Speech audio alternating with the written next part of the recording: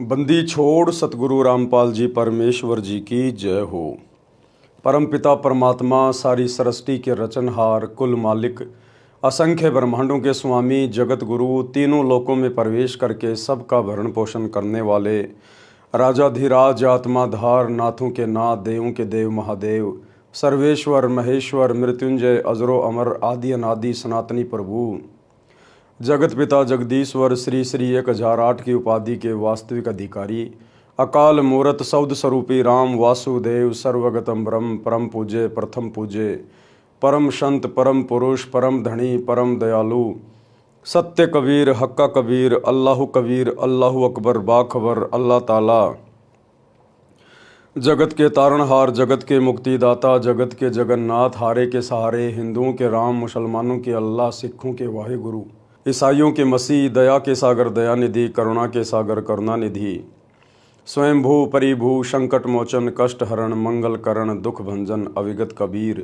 निर्विकार निर्विषम परमात्मा अलय अलेख सतगुरु आदि अनादि सतगुरु असली मर्यादा पुरुषोत्तम असली राम असली कृष्ण असली घनश्याम असली मुरारी राजाओं के राजा महाराजाओं के महाराजा शहंशाहों के शहंशाह सम्राटों के सम्राट भगवानों के भगवान अल्लाहों के अल्लाह प्रभुओं के प्रभु मसीहाओं के मसीह सच्चे वाहे गुरु बाबाओं के बाबा पीरों के पीर सेठों के सेठ जगत सेठ सावड़सा सेठ सर्वगुण संपन्न अनंत कोटि कलाओं के स्वामी अनंत कोटि ब्रह्मांडों के नायक योगियों में महायोगी ध्यानियों में महाध्यानी सिद्धों में परम सिद्ध ज्ञानियों में तत्व ज्ञानी ब्रह्म ज्ञानी महाज्ञानी परम ज्ञानी सर्वश्रेष्ठ ज्ञानी विज्ञानी युवा कबीर समरथ कबीर असमवात अमित ओजा सच्चे रहनुमा करीम अल्लाह सुभान अल्लाह दुनिया के अंतिम पैगंबर 8 सितंबर 1951 से गांव धनाना जिला सोनीपत हरियाणा भारतवर्ष की पावन भूमि पे प्रकट रियल कल्कि भगवान श्री नारायण साकार हरि श्री बाबा साहेब नूर अनंत परमात्मा संत शिरोमणि सतगुरु रामपाल जी परमेश्वर जी के चरण कमल में साध संगति से जुड़े हुए देश विदेश से आप और हम सभी सत्सेवक भाई बहनों का अनंत कोटि दंडवत प्रणाम। सत्साई भाई और बहनों, दया परमपिता परमेश्वर जी की सतगुरु रामपाल जी की जिनके विशेष आशीर्वाद से शुभ आशीर्वाद से उन्हीं के कर कमल से लिखित पवित्र पुस्तक जीने की राह के ऊपर वीडियो बनाने की श्रृंखला जारी है। इसी श्रृंखला में आज हमारा ये 12वें नंबर का वीडियो है। प्रत्येक वीडियो में गुरुदेव भगवान के आशीर्वाद से हमें भक्ति मार्ग के संबंध में बहुत सारी नई नई बातें प्राप्त हो रही हैं। भाई और बहनों, ये पवित्र पुस्तक जीने की राह आपका जीवन अवश्य बदल देगी यदि आपने इस पुस्तक को गौर से एक बार पूरा पढ़ा तो। और यदि आप सतगुरु रामपाल जी के YouTube पर सत्संग सुनने लग जाएंगे तो आपका सब कुछ ही पलट जाएगा। आपको वास्तव में इस बात का पता चलेगा कि मेरा जन्म क्यों हुआ है, ये मनुष्य योनि स्त्री या पुरुष की मुझे क्यों प्राप्त हुई है। यदि मैं इस मनुष्य शरीर को बच्चे पैदा करके उनका पालन पोषण करके और अंत में मर जाता हूं तो यह कार्य तो अन्य योनियों में पशु पक्षी भी कर रहे हैं। फिर भला मेरे में और पशु पक्षियों के जीवन में क्या अंतर रह गया।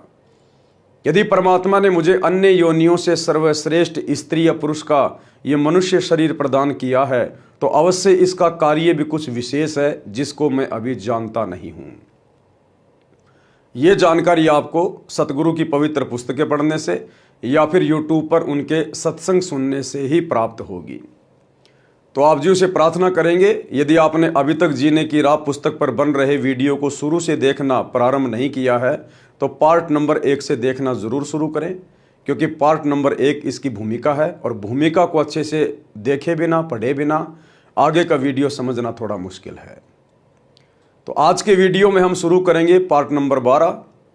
पिछले वीडियो में गुरुदेव भगवान ने हमें बताया कि किस प्रकार से संतों के सत्संगों ने संत की शरण में जाने से परिवार जो बर्बादी के कगार पे थे, विनाश के मुहाने पे थे, आज वो संत परिवार बन चुके हैं, ऋषि परिवार बन चुके हैं।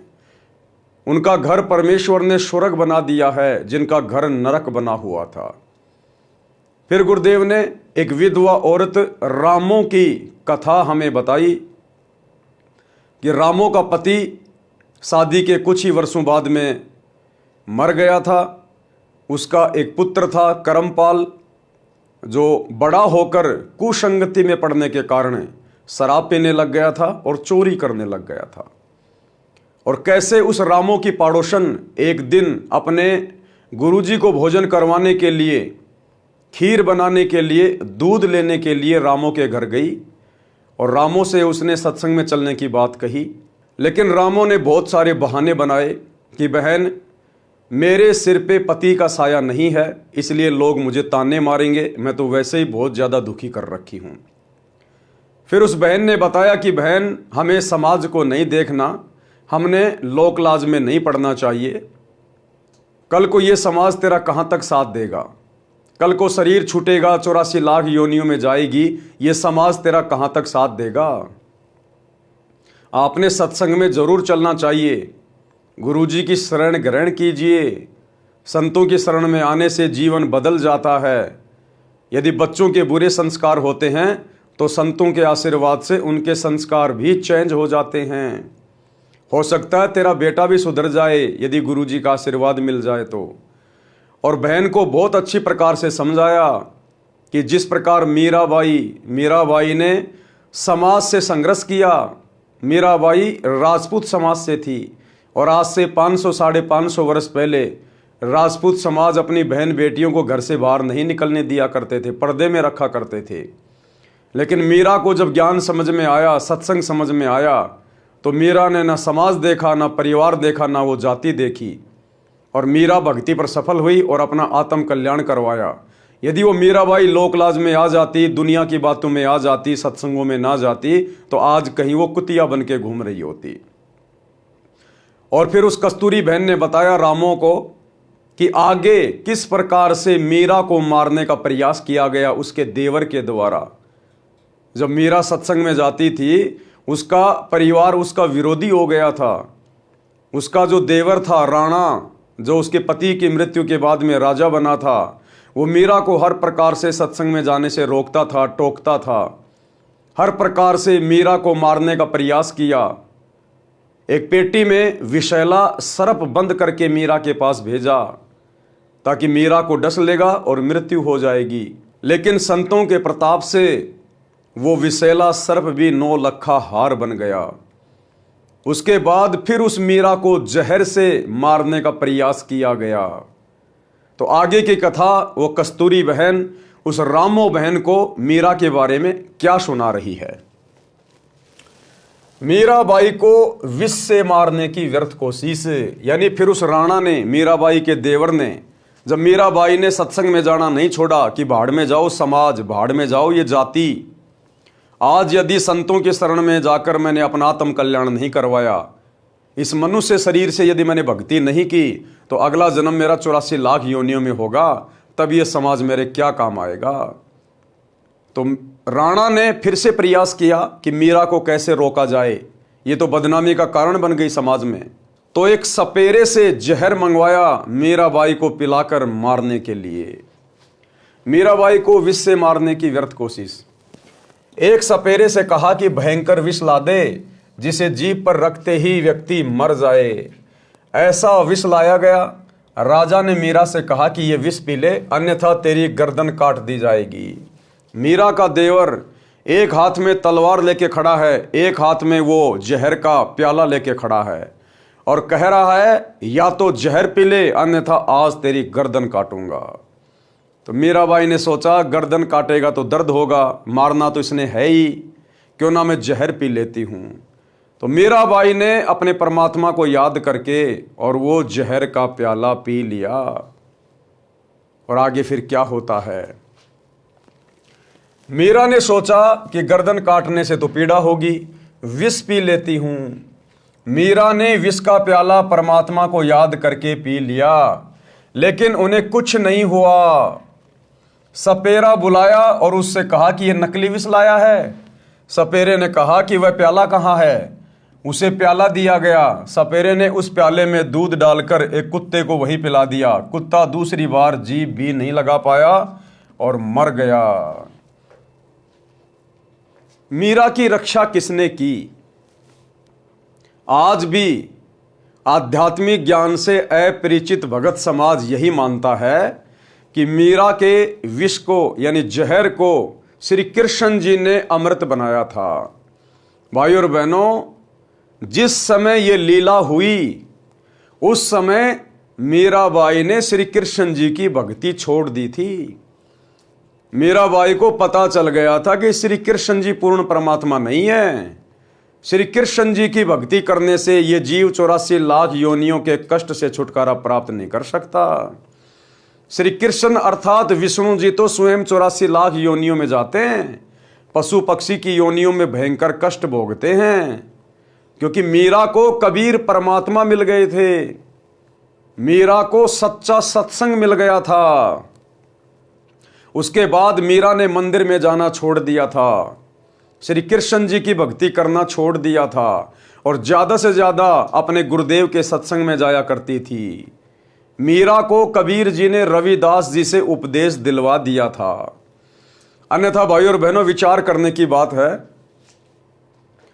यदि मीराबाई के जहर को श्री कृष्ण जी ने ही अमृत बनाया होता तो श्री कृष्ण जी की खुद जहरीले तीर से मृत्यु नहीं होती।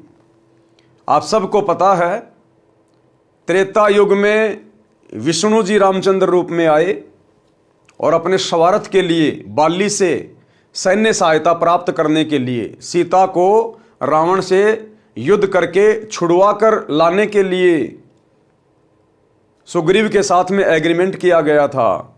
सुग्रीव ने कहा कि आप मेरे को राज्य दिला दो किष्किंधा का, मेरे भाई को मारकर, मैं आपकी सैन्य मदद कर दूंगा। तो श्री रामचंद्र जी ने अपने स्वार्थ के लिए पेड़ की ओट लेकर धोखे से बाली को तीर मारा। मरते समय बाली ने कहा कि मेरी और आपकी तो कोई दुश्मनी थी नहीं, आपने मुझे धोखे से क्यों मारा, इसका बदला कब दोगे? तो श्री विष्णु उर्फ श्री रामचंद्र जी ने कहा कि द्वापर युग में मैं श्री कृष्ण रूप में जन्मूंगा, उस समय आपको मैं ये बदला दूंगा।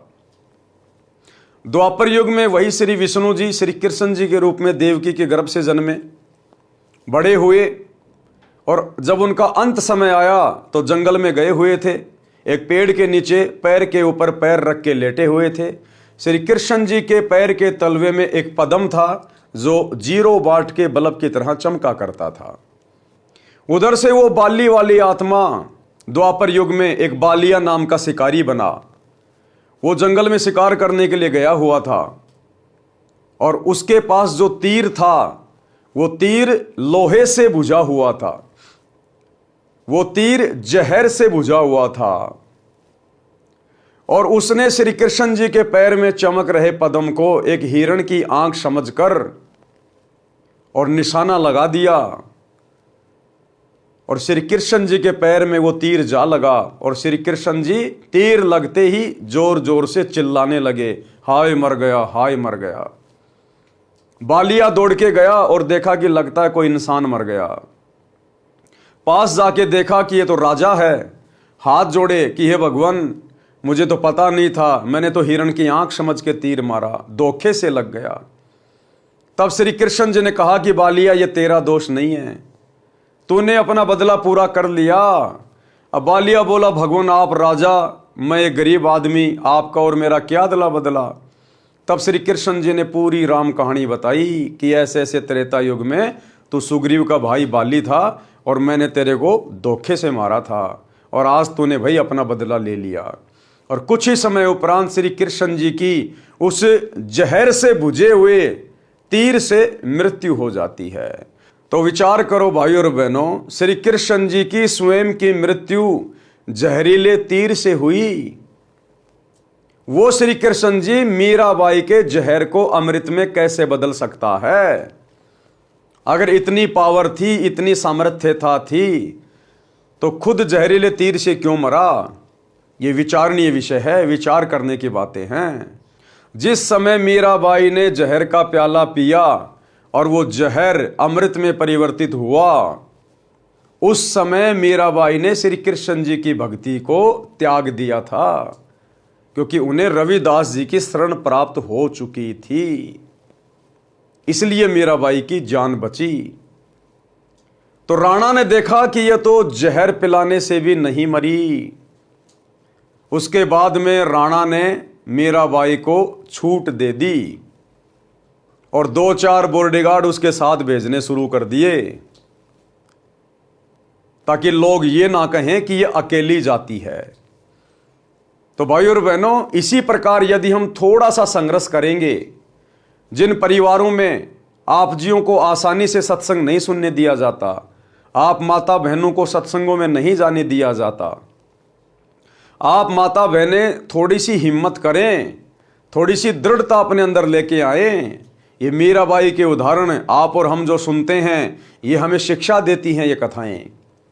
आज यदि आपने परिवार की लोकलाज में आकर, अपने पति या ससुर के दबाव में आकर, यदि आज आपने संत की शरण ग्रहण नहीं की, जो कि पृथ्वी पे आए हुए हैं, अगले जन्म में 84 लाख योनियों में डेरा होगा।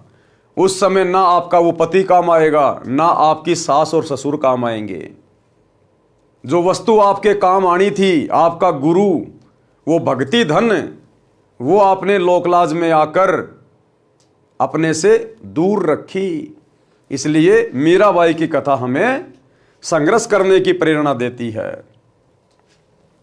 राजा ने देख लिया कि यह किसी तरह मरने वाली नहीं है, तब उसको मंदिर में जाने से नहीं रोका। अंत में राणा को सरेंडर करना पड़ा, यानी भगत की दृढ़ता के सामने उसने संघर्ष किया। जब मीराबाई 550 साल पहले संघर्ष कर सकती है, तो आजकल तो सरकार ने माता बहनों को बहुत सारे अधिकार दे रखे हैं। आज माता बहनें संघर्ष क्यों नहीं कर सकती? लेकिन संघर्ष उस समय करेंगी जब थोड़े बहुत गुरुदेव के सत्संग सुनना शुरू करेंगी, जब उन्हें अपने आत्म कल्याण की चिंता होगी कि भक्ति करना कितना अनिवार्य है, चाहे स्त्री हो चाहे पुरुष हो। आज अगर भक्ति नहीं की तो ये पति, ये कार, ये कोठी, ये इज्जत, ये जायदाद सब यहीं की धरी की धरी रह जाएगी। अगले जन्म में मैं कुतिया बन के घूमूंगी, तब मेरा पति, मेरा कोई बचाव नहीं करेगा। तो जब हम गुरुदेव के सत्संग सुनेंगे, पुस्तकें पढ़ेंगे, हमारे अंदर भक्ति की प्रेरणा उठेगी, और फिर यदि कोई समस्या आती है घर परिवार में, तभी तो हम संघर्ष करेंगे। तो सबके घर में मोबाइल है, दिन भर में फालतू के शॉर्ट वीडियो, रील वगैरह देखते हो, दुनिया भर के फालतू के अश्लील वीडियो देखते रहते हो। थोड़ा थोड़ा कोशिश करो, गुरुदेव के यूट्यूब पर सत्संग सुनो। राजा ने देख लिया कि यह किसी तरह मरने वाली नहीं है, तब उसको मंदिर में जाने से नहीं रोका। उसके साथ कई नौकरानी तथा पुरुष रक्षक भी भेजने लगा कि लोग ये नहीं कहेंगे कि आवारागर्दी में जाती है। मीराबाई को सतगुरु की शरण मिलना, फिर वो कस्तूरी बहन जो खीर के लिए दूध लाने गई थी रामो बहन के पास में, अब वो रामो बहन को फिर आगे बता रही है कि किस प्रकार से मीराबाई को सतगुरु ने अपनी शरण में लिया। जिस श्री कृष्ण जी के मंदिर में मीराबाई पूजा करने जाती थी, उसके रास्ते में एक छोटा बगीचा था, उसमें कुछ घनी छाया वाले वृक्ष भी थे। उस बगीचे में परमेश्वर कबीर जी तथा संत रविदास जी सत्संग कर रहे थे। सुबह के लगभग 10 बजे का समय था। मीरा जी ने देखा कि यहां परमात्मा की चर्चा या कथा चल रही है। कुछ देर सुनकर चलते हैं। परमेश्वर कबीर जी ने सत्संग में संक्षिप्त सृष्टि रचना का ज्ञान सुनाया। कहा कि श्री कृष्ण जी यानी श्री विष्णु जी से ऊपर अन्य सर्वशक्तिमान परमात्मा है। जन्म मरण समाप्त नहीं हुआ तो भक्ति करना न करना एक समान है। जन्म मरण तो श्री कृष्ण जी अर्थात श्री विष्णु जी का भी समाप्त नहीं है, उनके पुजारियों का कैसे होगा। जैसे हिंदू संत जन कहते हैं कि गीता का ज्ञान श्री कृष्ण अर्थात श्री विष्णु जी ने अर्जुन को बताया। गीता ज्ञान दाता गीता अध्याय 2 श्लोक 12, अध्याय 4 श्लोक 5, अध्याय 10 श्लोक 2 में स्पष्ट कर रहा है कि हे अर्जुन, तेरे और मेरे बहुत जन्म हो चुके हैं, तू नहीं जानता, मैं जानता हूं। इससे स्वयं सिद्ध है कि श्री कृष्ण जी का भी जन्म मरण समाप्त नहीं है, यह अविनाशी नहीं है। इसलिए गीता अध्याय 18 श्लोक 62 में गीता बोलने वाले ने कहा है कि हे भारत, तू सर्वभाव से उस परमेश्वर की शरण में जा, तू सर्वभाव से उस परमेश्वर की शरण में जा। उस परमेश्वर की कृपा से ही तू सनातन परम धाम को तथा परम शांति को प्राप्त होगा। गीता बोलने वाला भगवान अर्जुन को कह रहा है अध्याय 18 श्लोक 62 में कि हे भारत, तू सर्वभाव से उस परमेश्वर की शरण में जा जिसकी शरण में जाने से तू परम शांति को और सनातन परम धाम को प्राप्त होगा। यानी गीता बोलने वाले भगवान ने अपनी भक्ति को कैंसिल कर दिया कि मेरी भक्ति करने से जन्म मरण का रोग नहीं कटेगा, मेरी भक्ति करने से तुझे वो परम सनातन धाम जहां जाने के बाद वापस जन्म मरण में नहीं आना होता, तुझे वो प्राप्त नहीं हो सकता। मेरी भक्ति करते रहने से तेरे को परम शांति नहीं मिल सकती। अगर दुनिया ये सोचती है कि श्री कृष्ण जी ने गीता जी का ज्ञान कहा है, तो श्री कृष्ण जी ने अपनी खुद की भक्ति को रिजेक्ट कर दिया कि अर्जुन, मेरी भक्ति से तुझे कुछ नहीं मिलने वाला। उस परमेश्वर की शरण में जा, और उस परमेश्वर की शरण में गीता अध्याय 4 श्लोक 34 में कहा है कि वो तत्वदर्शी संत बताएगा वो परमेश्वर कौन है, परमात्मा कौन है, उसकी भक्ति क्या है, वो कैसे मिलेगा। और भाई वो तत्वदर्शी संत वर्तमान में धरती पर सतगुरु रामपाल जी के रूप में प्रकट है, जो उस समय श्री कृष्ण जी को भी नहीं मिला। आज आप और हमारा सौभाग्य परमात्मा धरती पे प्रकट है। परमेश्वर कबीर जी के मुख कमल से ये वचन सुनकर परमात्मा के लिए भटक रही आत्मा को नई रोशनी मिली। यानी मीराबाई को एकदम से झटका लगा, अरे मीराबाई तो मोक्ष के लिए भक्ति कर रही थी, और जब संतों के सत्संग में सुना कि श्री कृष्ण जी का भी जन्म मरण है, ये उनके भक्तों का कहां से जन्म मरण समाप्त कर देंगे, तो मीरा को बड़ा झटका सा लगा। सत्संग के उपरांत मीराबाई जी ने प्रश्न किया कि हे महात्मा जी, आपकी आज्ञा हो तो शंका का समाधान करवाऊं। कबीर जी ने कहा कि प्रश्न करो बहन जी। प्रश्न, हे महात्मा जी, आज तक मैंने किसी से नहीं सुना कि श्री कृष्ण जी से ऊपर भी कोई परमात्मा है। आज आपके मुख से सुनकर मैं दोराहे पर खड़ी हो गई हूं। मैं मानती हूं कि संत झूठ नहीं बोलते। परमेश्वर कबीर जी ने कहा कि आपके धार्मिक अज्ञानी गुरुओं का दोष है, जिन्हें स्वयं ज्ञान नहीं कि आपके सदग्रंथ क्या ज्ञान बताते हैं। देवी पुराण के 3 स्कंद में श्री विष्णु जी स्वयं स्वीकारते हैं कि मैं विष्णु ब्रह्मा तथा शंकर नाशवान हैं। हमारा आविर्भाव यानी जन्म तथा तिरोभाव यानी मृत्यु होता रहता है। मीराबाई बोली कि हे महाराज जी, भगवान श्री कृष्ण मुझे साक्षात दर्शन देते हैं, मैं उनसे संवाद करती हूं। कबीर जी ने कहा कि हे मीराबाई जी, आप एक काम करो, भगवान श्री कृष्ण जी से ही पूछ लेना कि आपसे ऊपर भी कोई मालिक है। वे देवता हैं, कभी झूठ नहीं बोलेंगे। मीराबाई को लगा कि वह पागल हो जाएगी यदि श्री कृष्ण जी से भी ऊपर कोई परमात्मा है तो। रात्रि में मीरा जी ने भगवान श्री कृष्ण जी का आह्वान किया। त्रिलोकीनाथ प्रकट हुए। मीरा ने अपनी शंका के समाधान के लिए निवेदन किया कि हे प्रभु, क्या आपसे ऊपर भी कोई परमात्मा है? एक संत ने सत्संग में बताया है, श्री कृष्ण जी ने कहा कि मीरा, परमात्मा तो है परंतु वह किसी को दर्शन नहीं देता। हमने बहुत समाधि व साधना करके देख ली है, क्योंकि ये भी आत्माएं हैं। ब्रह्मा विष्णु महेश भी आत्मा है, परमात्मा नहीं है। इनको भी परमात्मा की चाहत है, और इन्होंने भी बहुत बार समाधि लगा लगा के ध्यान साधना कर करके कोशिश की, लेकिन इनको तत्वदर्शी संत प्राप्त नहीं हैं। और जिस विधि से परमात्मा मिलता है, उनके दर्शन होते हैं, उस विधि के अलावा आप चाहे कितना ही प्रयास कर लो, कितनी कठिन साधना या तप कर लो, परमात्मा नहीं मिल सकता। तो श्री कृष्ण जी ने कहा कि परमात्मा तो है हमारे से ऊपर, लेकिन हमने बहुत प्रयास कर लिया, उसने दर्शन नहीं दिए। हमने बहुत समाधि व साधना करके देख ली है। मीराबाई जी ने सत्संग में परमात्मा कबीर जी से यह भी सुना था कि उस पूर्ण परमात्मा को मैं प्रत्यक्ष दिखाऊंगा, सत्य साधना करके उसके पास सतलोक में भेज दूंगा। मीराबाई ने श्री कृष्ण जी से फिर प्रश्न किया कि क्या आप जीव का जन्म मरण समाप्त कर सकते हो? श्री कृष्ण जी ने कहा कि यह संभव नहीं। कबीर जी ने कहा था कि मेरे पास ऐसा भक्ति मंत्र है जिसे जन्म मरण सदा के लिए समाप्त हो जाता है। वह परम धाम प्राप्त होता है, जिसके विषय में गीता अध्याय 15 श्लोक 4 में कहा है कि तत्व ज्ञान तथा तत्वदर्शी संत की प्राप्ति के पश्चात परमात्मा के उस परम पद की खोज करनी चाहिए जहां जाने के पश्चात साधक फिर लौटकर संसार में कभी नहीं आते। उसी एक परमात्मा की भक्ति करो। मीराबाई ने कहा कि हे भगवान श्री कृष्ण जी, संत जी कह रहे थे कि मैं जन्म मरण समाप्त कर देता हूं, अब मैं क्या करूं, मुझे तो पूर्ण मोक्ष की चाहत है।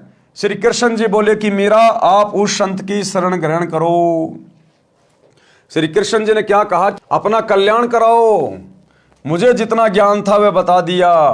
मीरा अगले दिन मंदिर नहीं गई, सीधी संत जी के पास अपनी नौकरानियों के साथ गई तथा दीक्षा लेने की इच्छा व्यक्त की तथा श्री कृष्ण जी से हुई वार्ता भी संत कबीर जी से साझा की। उस समय छुआछात चरम पर थी। ठाकुर लोग अपने को सर्वोत्तम मानते थे। परमात्मा मान बढ़ाई वाले प्राणी को कभी नहीं मिलता। मीराबाई की परीक्षा के लिए कबीर जी ने संत रविदास जी से कहा कि आप मीरा राठौड़ को प्रथम मंत्र दे दो, ये मेरा आपको आदेश है। संत रविदास जी ने आज्ञा का पालन किया। संत कबीर परमात्मा जी ने मीरा से कहा कि बहन जी, वो बैठे संत जी, उनके पास जाकर दीक्षा ले ले। बहन मीरा जी तुरंत रविदास जी के पास गई और बोली, संत जी दीक्षा देकर कल्याण करो। संत रविदास जी ने बताया कि बहन जी, मैं चमार जाति से हूं।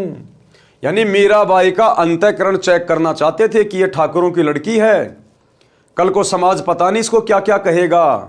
और उसके बाद यदि नाम दीक्षा लेने के बाद इसने अपने गुरुजी में दोष देख लिया तो फिर ये पाप की भागी बन जाएगी। तो रविदास ने कहा कि बहन जी, मैं चमार जाति से हूं, आप ठाकुरों की बेटी हो, आपके समाज के लोग आपको बुरा भला कहेंगे, जाति से बाहर कर देंगे, आप विचार कर लें। मीराबाई अधिकारी आत्मा थी, परमात्मा के लिए मर मिटने के लिए सदा तत्पर रहती थी। बोली, संत जी आप मेरे पिता, मैं आपकी बेटी, मुझे दीक्षा दो, भाड़ में पड़ो समाज, कल को कुतिया बनूंगी तब ये ठाकुर समाज मेरा क्या बचाव करेगा। सत्संग में बड़े गुरुजी कबीर जी ने बताया है कि कबीर कुल करने के कारण हंसा गया भिगोई, तब ये कुल क्या कर लेगा जब तू 4 पांव का होए। ये शरीर छूटने के बाद जब 84 लाख योनियों में जाएंगे और बैल का या गधे का या कुत्ते का जीवन मिलेगा, और जब यहाँ पर घूमता फिरूंगा, हांडता फिरूंगा, लोगों के लट खाते फिरूंगा, उस समय ये समाज मेरा क्या बचाव करेगा। मेरा बचाव तो गुरु ने करना है, सच्ची भक्ति ने करना है। इसलिए बाढ़ में जाओ समाज, मैंने तो अपना आत्म कल्याण करवाना है। शब्दार्थ, कबीर परमेश्वर जी सतर्क कर रहे हैं कि हे भगत, जो कुल परिवार व समाज की शर्म के कारण भक्ति नहीं करते, कहते हैं कि घर परिवार वाले व संसार के व्यक्ति मजाक करेंगे कि नाम दीक्षा लेकर दंडवत प्रणाम करते हो, अन्य देवी देवताओं की पूजा नहीं करते हो, श्राद्ध पिंडदान नहीं करते हो, तुम्हें शर्म आनी चाहिए। उन्होंने अपना मानव जीवन नष्ट कर लिया। भक्ति न करने से जब 4 पैर के पशु यानी गधे, कुत्ते, सुअर, बैल आदि बनोगे, तब ये कुल व संसार के व्यक्ति क्या बचाव करेंगे। भक्ति ने बचाव करना था, वह की नहीं, इसलिए भक्ति करो। इसलिए भाई सच्चे सतगुरु की शरण में आके भक्ति शुरू कर दीजिए। भक्ति बहुत आवश्यक है। ये मनुष्य शरीर स्त्री या पुरुष का केवल हमें भक्ति के लिए मिलता है। संत रविदास जी उठकर संत कबीर जी के पास गए और सब बात बताई। परमात्मा बोले कि देर ना कर, ले आत्मा को अपने शरण में। उसी समय संत रविदास जी ने बहन मीरा को प्रथम मंत्र केवल 5 नाम दिए। ये 5 नाम शरीर में बने कमलों को खोलने वाले हैं, राधा स्वामी पंथ वाले नहीं हैं तथा ना दामाखेड़ा गद्दी वाले से दिए जाने वाले हैं। उनसे भिन्न मोक्ष में सहयोगी मंत्र हैं। मीराबाई को बताया कि ये इनकी पूजा नहीं है, इनकी साधना है। इनके लोक में रहने के लिए, खाने पीने के लिए जो भक्ति धन चाहिए वो इन मंत्रों से ही मिलता है। यहाँ का ऋण उतर जाता है, फिर मोक्ष के अधिकारी होते हैं। परमात्मा कबीर जी तथा संत रविदास जी वहाँ 1 महीना रुके। मीराबाई पहले तो दिन में घर से बाहर जाती थी, फिर रात्रि में भी सत्संग में जाने लगी, क्योंकि सत्संग दिन में कम तथा रात्रि में अधिक होता था। कोई दिन में समय निकाल लेता, कोई रात्रि में। मीरा के देवर राणा जी मीरा को रात्रि में घर से बाहर जाता देखकर जल भुन गए। परंतु मीरा को रोकना तूफान को रोकने के समान था, क्योंकि मीराबाई को आत्म कल्याण का चस्का लग गया, मीराबाई को ज्ञान समझ में आ गया, मीराबाई सही ठोर ठिकाने संत के चरणों में लग गई।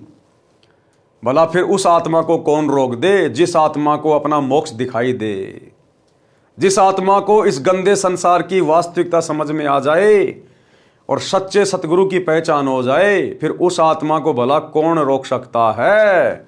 उस आत्मा को रोकना तो तूफान को रोकने के समान है। तो उसके देवर ने देखा भाई ये तो बिल्कुल भी मानने वाली नहीं है, पहले तो दिन में जाती थी, अब ये रातों को भी जाने लग गई। इसलिए राणा जी ने अपनी मौसी जी यानी मीरा की माता जी को बुलाया और मीरा को समझाने के लिए कहा कि इसने हमारी इज्जत का नाश कर दिया। बेटी माता की बात मान लेती है। मीरा की माता ने मीरा को समझाया, मीरा ने उसका तुरंत उत्तर दिया। एक शब्द के माध्यम से गुरुदेव भगवान ने मीराबाई और मीराबाई की जो माँ थी उन दोनों के बीच की वार्ता को समझाया है। सत्संग में जाना मीरा छोड़ दे, सत्संग में जाना मीरा, आए मारी लोग करें तकरार, सत्संग में जाना मीरा छोड़ दे, आए मारी लोग करें तकरार, सत्संग में जाना मीरा छोड़ दे, सत्संग में जाना मीरा छोड़ दे, हाय मारी लोग करें तकरार, सत्संग में जाना मीरा छोड़ दे, सत्संग में जाना मेरा ना छूटेरी, सत्संग में जाना मेरा ना छूटेरी, हारी चाहे जड़ के मरो संसार, सत्संग में जाना मेरा, हारी चाहे जल के मरो संसार, सत्संग में जाना मेरा,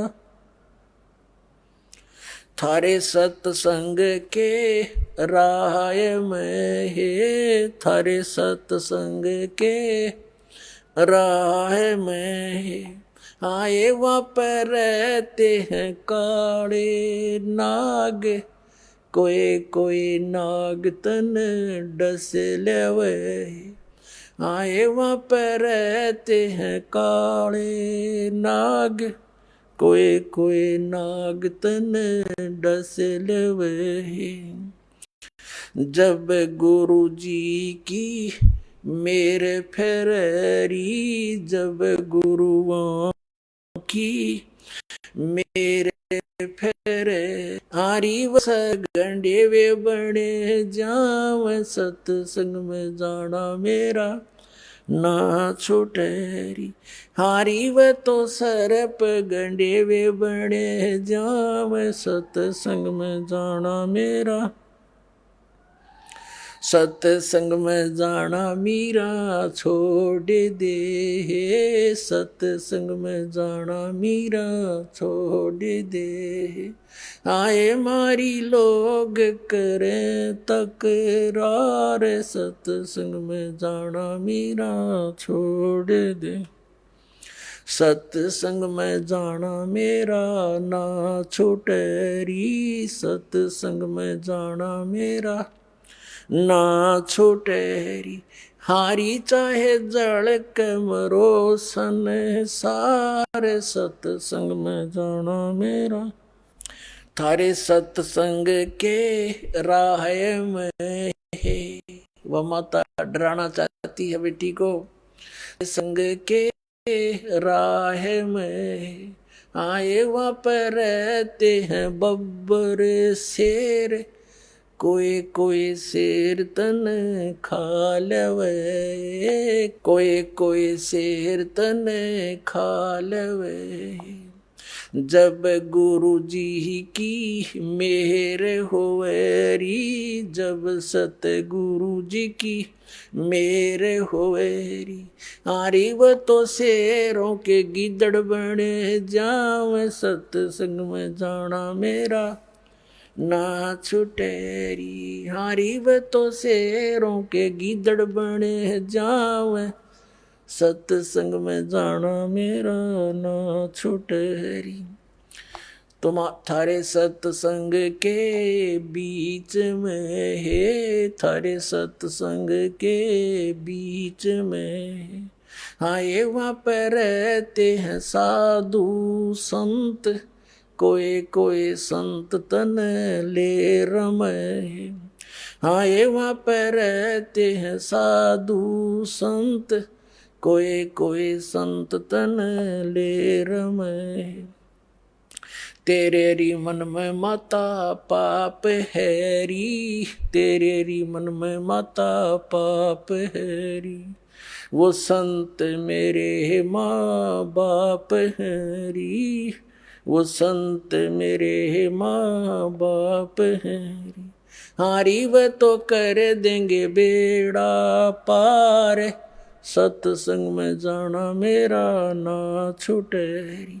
हारी वे तो कर देंगे बेड़ा पार, सत्संग में जाना मेरा ना छुटेरी। सत्संग में जाना मेरा छोड़ दे, सत्संग में जाना मेरा छोड़ दे। हाँ ये मारी लोग करें तकरार, सत्संग में जाना मेरा छोड़ दे। सत्संग में जाना मेरा ना छोटेरी, सत्संग में जाना मेरा ना छोटेरी। हारी चाहे जड़ के मरो संसारे, सत्संग में जाना मेरा ना छूटेरी। वो तो जात चमार है, वो तो जात चमार है, इसमें हमारी आर है, इसमें हमारी आर है। तेरे री लिख माता चमार हैरी, तेरे लिख माता चमार हैरी। मेरा सिरजन और हैरी, मेरा सिरजन और हैरी। हारी व तो मीरा के गुरु रविदास, सत्संग में जाना मेरा न छुटेरी। हारी व तो मीरा के गुरु रविदास, सत्संग में जाना मेरा न छुटेरी। शब्दार्थ। मीराबाई की माता ने कहा कि हे मीरा, तू सत्संग में जाना बंद कर दे।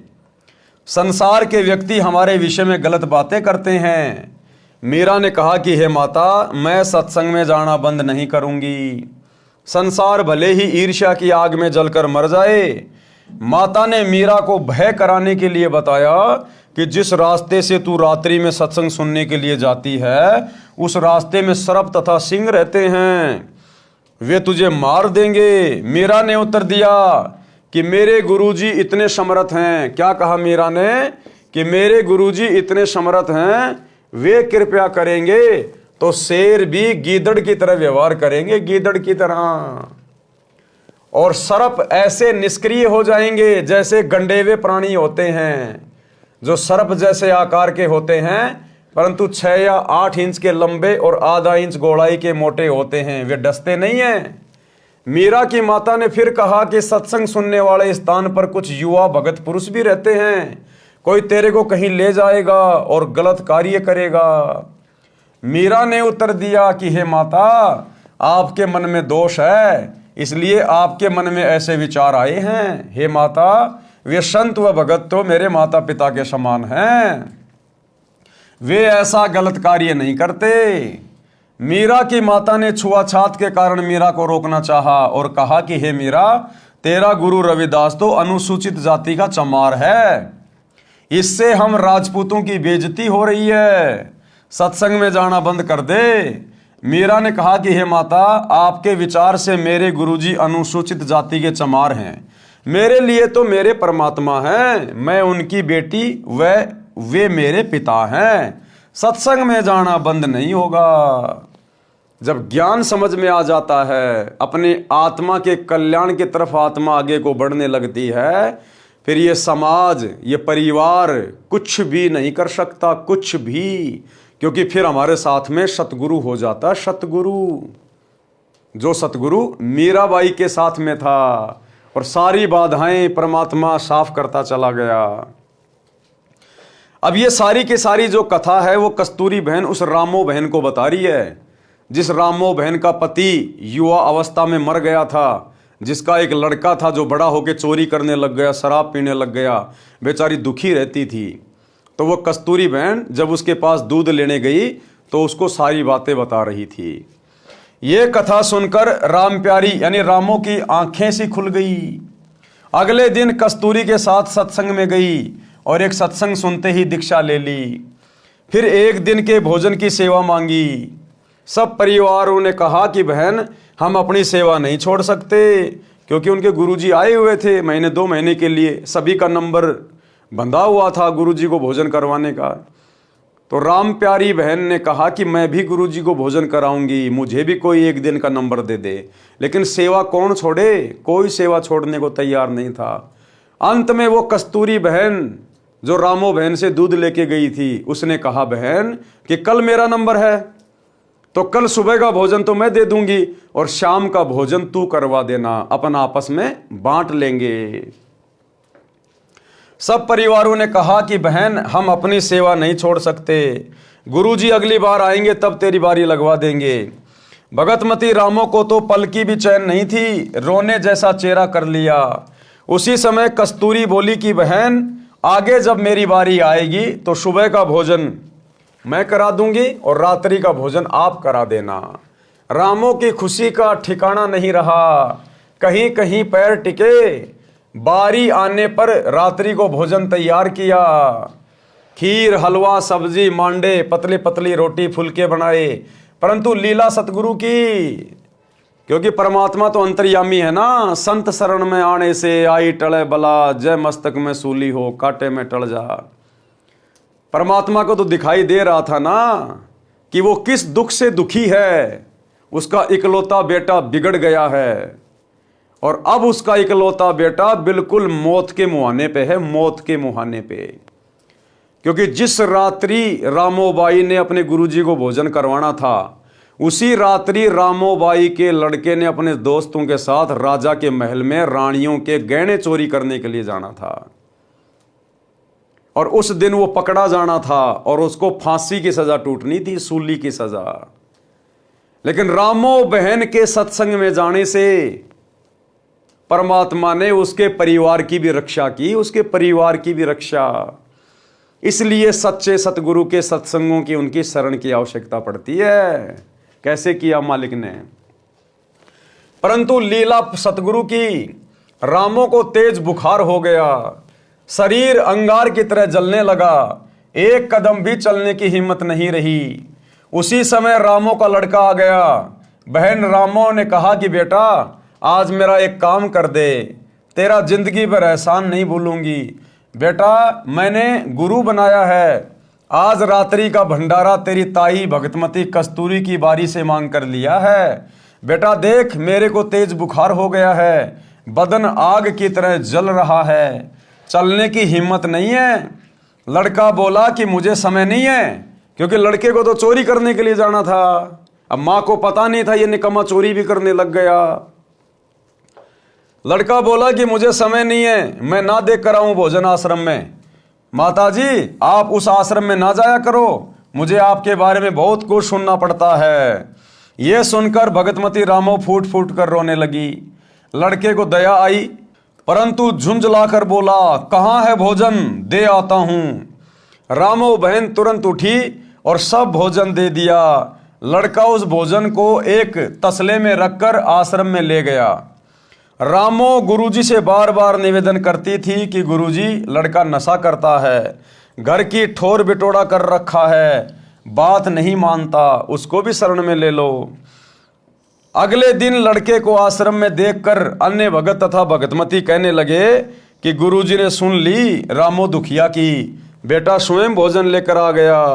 गुरुजी को पता चला तो हर्ष हुआ कि बेटी रामो बस गई, यानी अब उसका घर सुरक्षित हो गया, घर उसका सुरग बन गया क्योंकि उसका बेटा आ गया।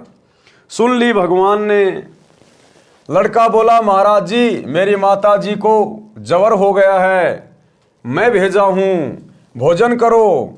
संत जी भोजन के लिए बैठ गए और सोचा लड़का पहली बार आया है, कुछ ज्ञान सुना दूं। संत जी ने कहना शुरू किया कि बेटा माता पिता की सेवा करनी चाहिए, उनकी आज्ञा का पालन करना चाहिए, मोक्ष के लिए गुरु बनाकर सत्य भक्ति करनी चाहिए। नशे ने तो बड़े बड़े घर उजाड़ दिए। लड़का तो जला भुना बैठा था, उसे तो पल पल की देरी महसूस हो रही थी क्योंकि उस रात्रि में उसने अपने साथी चोरों के साथ राजा के घर में चोरी करने जाना था। रात्रि के 12 बजे नगर से बाहर मंदिर में इकट्ठा होकर चोरी करने जाना था। उनकी कल्पना थी कि रानियों के महंगे महंगे हार होते हैं, वे चुरा कर लाएंगे, माला माल हो जाएंगे। इसलिए लड़का संत जी से बोला कि बाबा जी जल्दी भोजन खा ले, मुझे शिक्षा की आवश्यकता नहीं है। संत जी को अच्छा सा नहीं लगा, मन में विचार किया कि रामो वास्तव में दुखी है इस शैतान से। खाना खाते ही बिना बर्तन धोए बर्तन उठाकर चल पड़ा नगर की ओर। आधे रास्ते से अधिक तय करने के पश्चात उसके पैर में मोटी सूल कीकर का कांटा लग गई। पैर में बहुत पीड़ा हुई, चलने में भी कठिनाई हुई। जैसे तैसे घर आया, आंगन में बर्तन पटक कर लगा अपनी माता को उलाने देने। आज ही तेरे गुरुजी के दर्शन किए, आज ही मेरे भाग फूट गए, मेरे पैर में कांटा लग गया, मैं चलने लायक भी नहीं रहा। क्योंकि उसको तो दुख हो रहा था ना कि तेरे यार दोस्त तो आज रानियों के महंगे महंगे गहने चुरा के लाएंगे, वो तो माला माल हो जाएंगे, तेरे पैर में कांटा चुभ गया, तू जान नहीं पाएगा। तो वो सोच रहा था मुझे बहुत बड़ा नुकसान हो गया। बोला मैं तो आज ही गया था तेरी गुरुजी के आश्रम में, मेरे तो भाग फोड़ दिए उसने, और बता नहीं रहा कि मैं चोरी करने जा रहा था। आज के पश्चात आश्रम की ओर मुख करके भी ना सोऊं। रामो का बुखार हल्का हो चुका था। जल्दी से उठी और कांटा लगे पैर को धोया। उसके पैर तेल की गाद यानी तेल के नीचे जमा मैल को कपड़े से बांध दिया और सुबह कांटा निकलवाने की योजना बनाई। लड़का अपनी माता से बहुत लड़ा, ओछी मंदी बातें भी कही क्योंकि लड़के करमपाल को तो चोरी में शामिल न होने के कारण बड़ी हानि हुई लग रही थी। जैसे तैसे सुबह हुई, लड़के का कांटा निकलवा दिया। माता रामो घर के कार्य में लग गई। कुछ देर में एक बैंड बाजा बजता हुआ आया।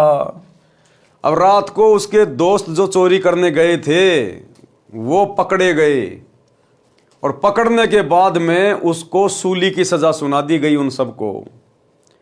मंत्रियों ने कहा कि महाराज जी सोचिए कितने बड़े खूंखार चोर हैं, ये आम व्यक्तियों को, आम जनता को कहां बख्शेंगे जो राजा के महल में चोरी करने की हिम्मत दिखा रहे हैं। इनको तो कड़ी से कड़ी सजा मिलनी चाहिए। तो राजा ने कहा इनको सूली तोड़ दो इनको। उस समय सूली की सजा बहुत ही ज्यादा पीड़ादायक होती थी, मृत्युदंड होता था सूली की सजा। एक 5-6 फुट का भाला होता था, भाला ऊपर से बिल्कुल पहना, उसके ऊपर एक लकड़ी का एक वो चकड़ा होता था और जिसको सजा दी जाती थी, जिसको सूली तोड़ी जाती थी, उसको अच्छी तरीके से बांध के और उसकी गुदा के बल उसको वहां बैठा दिया जाता था। वो भाला उसकी गुदा द्वार से होकर धीरे धीरे धीरे धीरे उसकी खोपड़ी से निकलता था। तड़फ तड़फ के मौत होती थी। उसको कहते हैं सूली तोड़ना। तो उसकी माता ने सुबह उसका कांटा निकलवा दिया। वो अपने घर पे बैठा हुआ था। थोड़ी देर बाद देखा कि बैंड बाजे बज रहे हैं और वो बैंड बाजे विशेष आवाज में होते थे जब किसी को कोई सजा देनी होती थी। और सजा देने से पहले उन चोरों को, उन डकैतों को बैंड बाजे के साथ सैनिक पकड़कर पूरे गांव में घुमाते थे ताकि दूसरे लोगों को शिक्षा मिले कि चोरी करना कितना बड़ा जुर्म है, चोरी करेंगे तो हमें भी सूली की सजा तोड़ी जाएगी।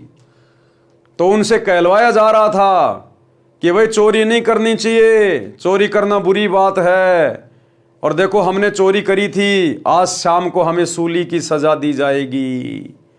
अब वो बैंड बाजा बजता हुआ आ रहा था, लड़का बाहर निकला बैंड बाजे की आवाज सुनकर। नगर निवासियों को पता होता था कि इस प्रकार का साजबाज उस समय शहर में बजाया जाता है जब किसी को मौत की सजा दी जाती है। इसलिए प्रत्येक व्यक्ति अपने अपने घरों के बाहर खड़े हो जाते थे और जाना करते थे कि किसको किस कारण सूली तोड़ा जा रहा है। राजा के सिपाही उन चारों व्यक्तियों से कहलवा रहे थे कि अपना दोष बताओ।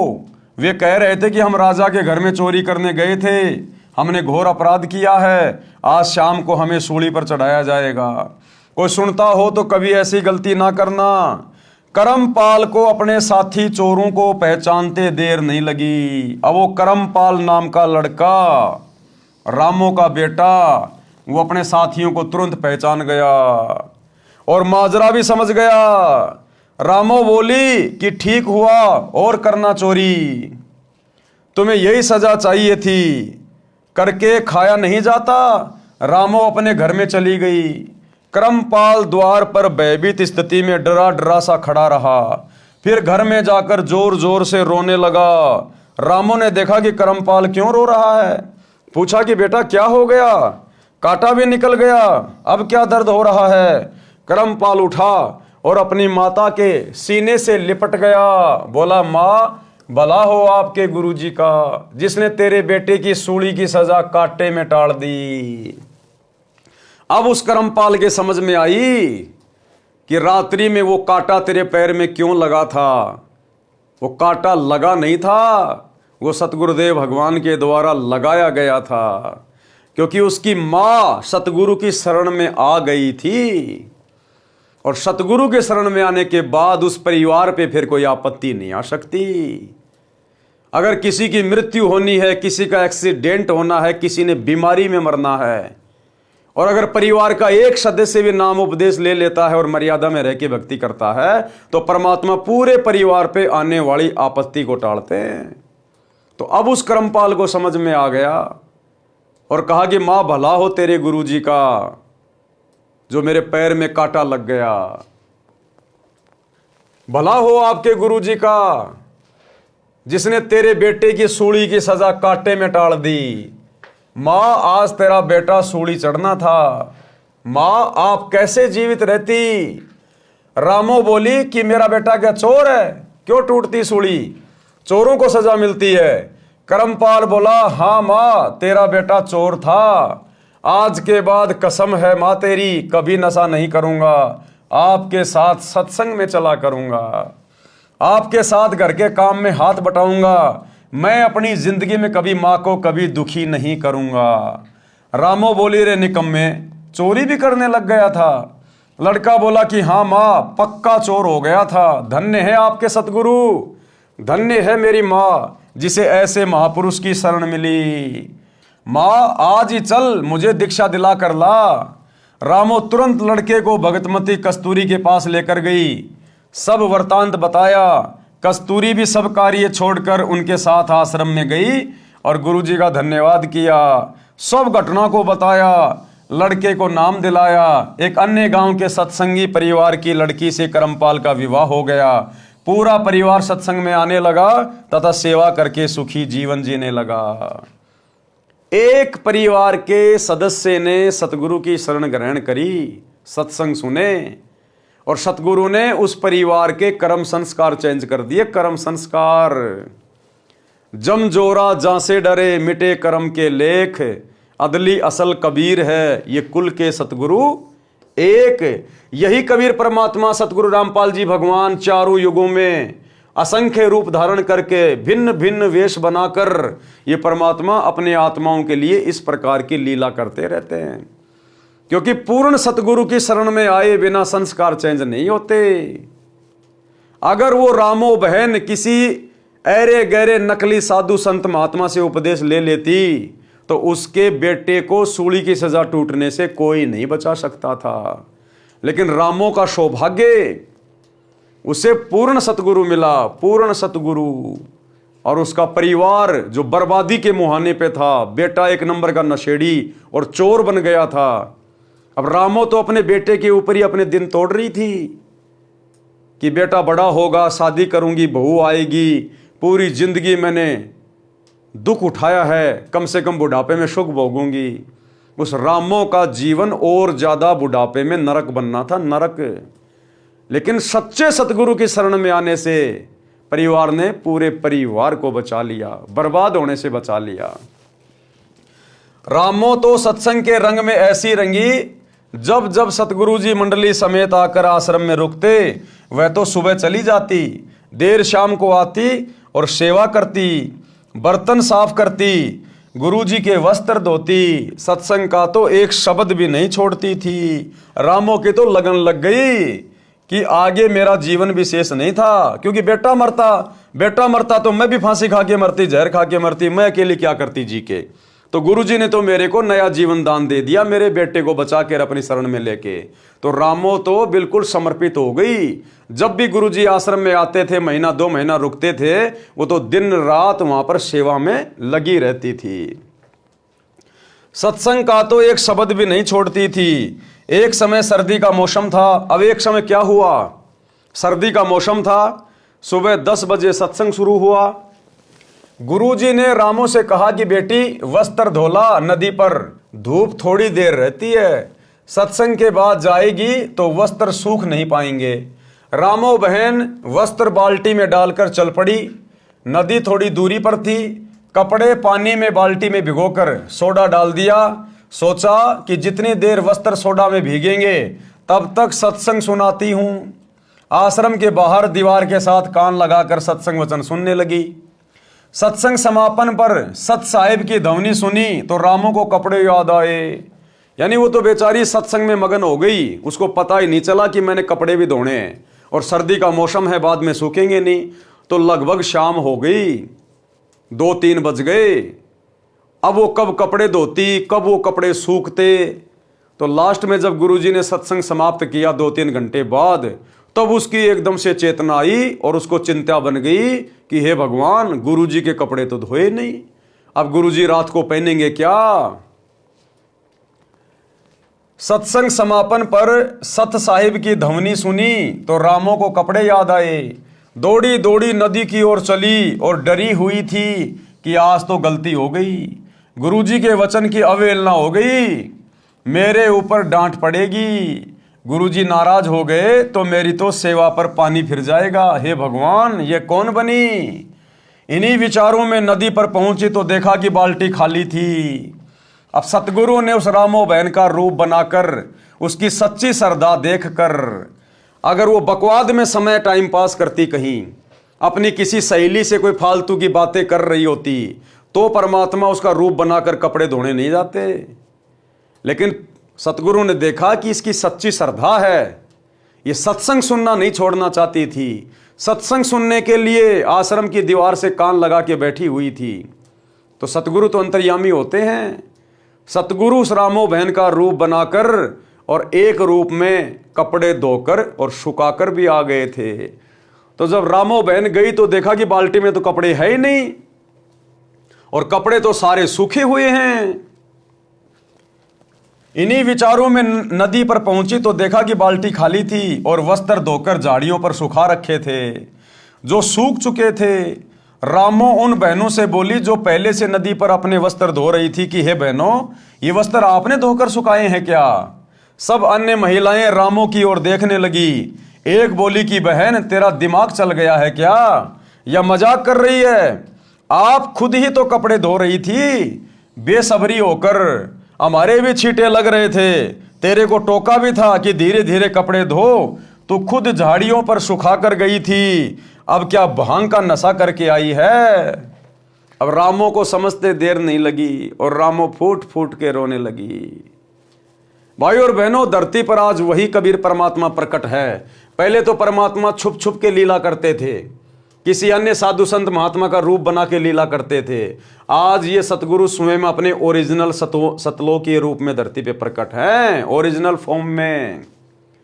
यदि ऐसी हमारी सच्ची श्रद्धा होगी, सच्ची लगन होगी, तो परमात्मा ना जाने गुप्त रूप में आप और हमारे लिए क्या क्या कर देंगे। गुप्त रूप में सब काम सार दे, जो भी विपदा आने पड़े। रामो रोने लगी और सब कपड़े उठाकर बाल्टी में डालकर आश्रम की ओर चली। आश्रम में किसी सेवादार ने रामो को आश्रम के बाहर बैठे सत्संग सुनते देर तक देखा था। अब जिस समय रामो सत्संग सुन रही थी आश्रम की दीवार से कान लगा के, तो किसी अन्य सत्संगी ने देख लिया था और उसने जाकर गुरुजी के पास में शिकायत कर दी कि गुरुजी, वो रामो तो घनी निकम्मी हो गई आजकल, आपकी बात भी नहीं मानती। और गुरुजी सारा दिन यहां बैठ के सत्संग सुन रही थी, अब गई है कपड़े धोने, मैंने देखा दौड़ के गई है, अब कब धोएगी, कब सूखेंगे गुरुजी। तो किसी सेवादार ने रामो की शिकायत गुरुजी से कर दी थी। आश्रम में किसी सेवादार ने रामो को आश्रम के बाहर बैठे सत्संग सुनते देर तक देखा था। उसने गुरुजी को बताया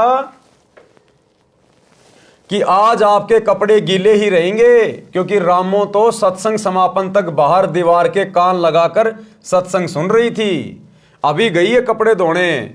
इतने में रामो ने आश्रम में प्रवेश किया और कपड़े गुरुजी के पास रखकर फूट फूट कर रोने लगी।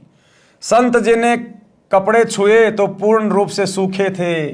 रामो से रोने का कारण पूछा तो बताया कि गुरुजी, आपने दुखी होकर स्वयं कपड़े धोए, मेरे से गलती हो गई, मैंने ऐसे ऐसे सोचा था कि कुछ देर सत्संग सुनकर कपड़े धोऊंगी, परंतु ध्यान नहीं रहा।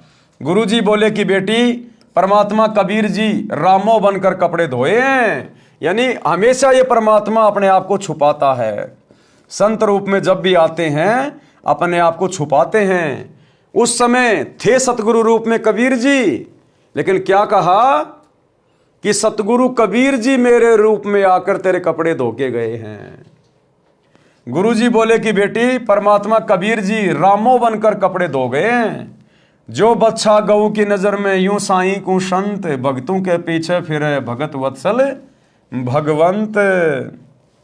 शब्दार्थ, जैसे गाय अपने बच्चे के ऊपर एक टक नजर रखती है कि कोई पशु पक्षी या मनुष्य मेरे बच्चे को मार ना दे, इसी प्रकार परमात्मा यानी सतगुरु अपने भगत के ऊपर दृष्टि रखता है।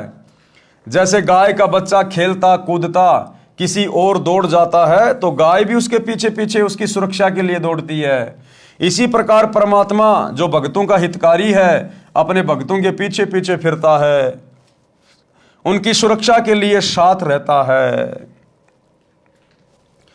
परमात्मा ने इब्राहिम सुल्तान अदम को नरक से निकालने के लिए बांदी रूप स्त्री बनकर शरीर पर कोरड़े खाए थे।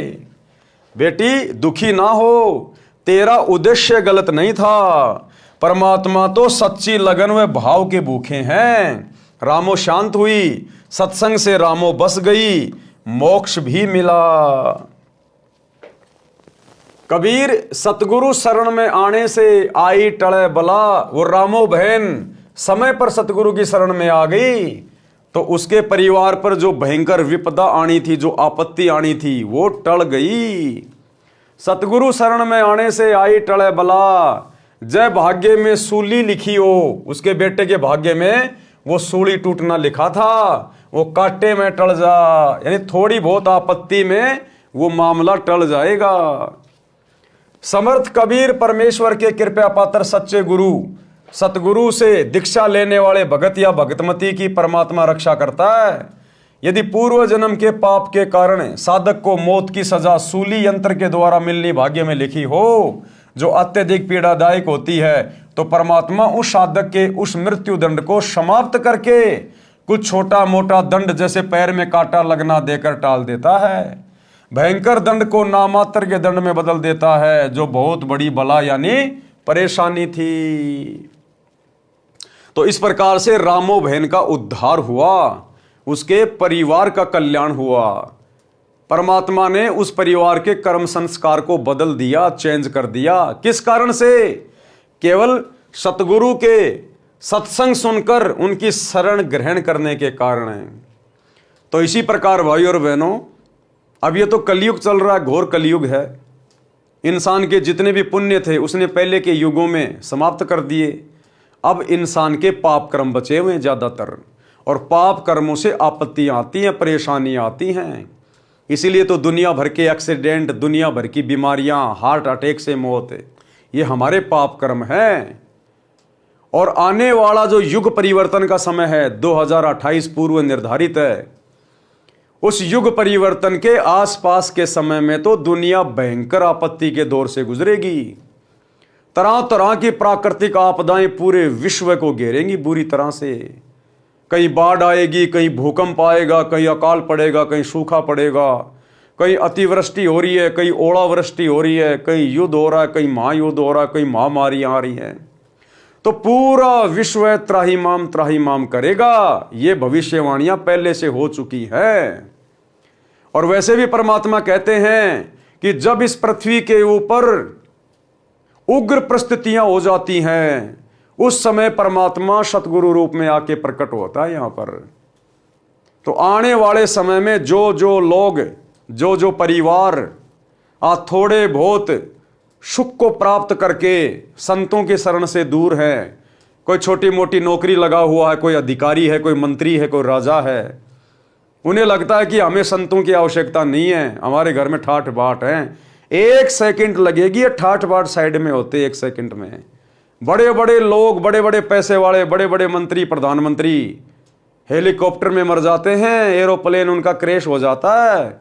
1 सेकंड में सब कुछ चला गया जिनके पास में सब कुछ था। तो भाई और बहनों, आने वाले समय में इसी प्रकार से आपत्तियां आएंगी। उस समय आपकी वो नौकरी, आपका वो मंत्री, वो प्रधानमंत्री, वो सेनाएं आपका बचाव नहीं करेंगी। बचाव करेगी भक्ति, और वो भी सच्चे सतगुरु की शरण में आकर की गई भक्ति। इसलिए आप लोगों को पहले ही चेताया जा रहा है इन कथाओं के माध्यम से, इन पुस्तकों के माध्यम से।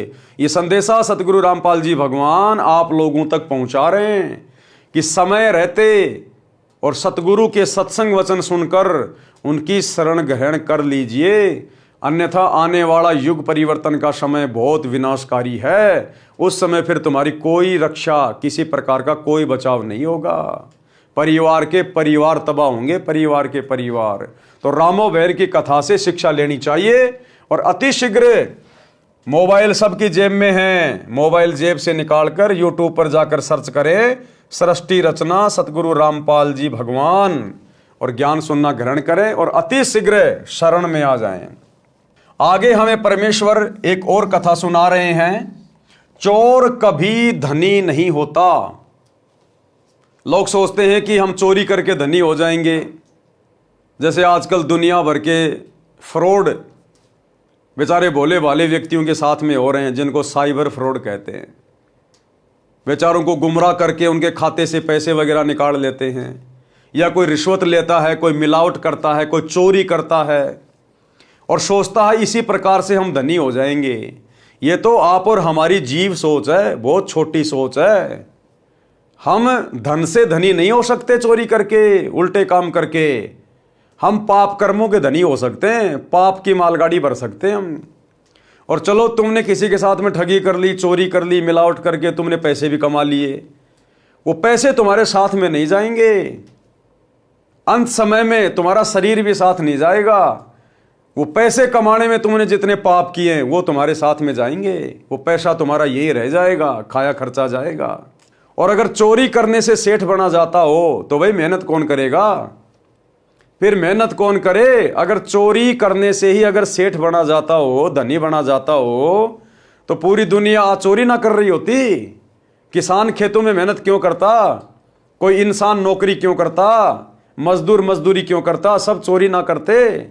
तो ये तो हमारी छोटी सोच है। चोरी करके हम केवल अपने कर्म बिगाड़ सकते हैं, पाप कर्मों की पोटरी बांध सकते हैं, अपने परिवार के ऊपर आपत्तियां पैदा कर सकते हैं।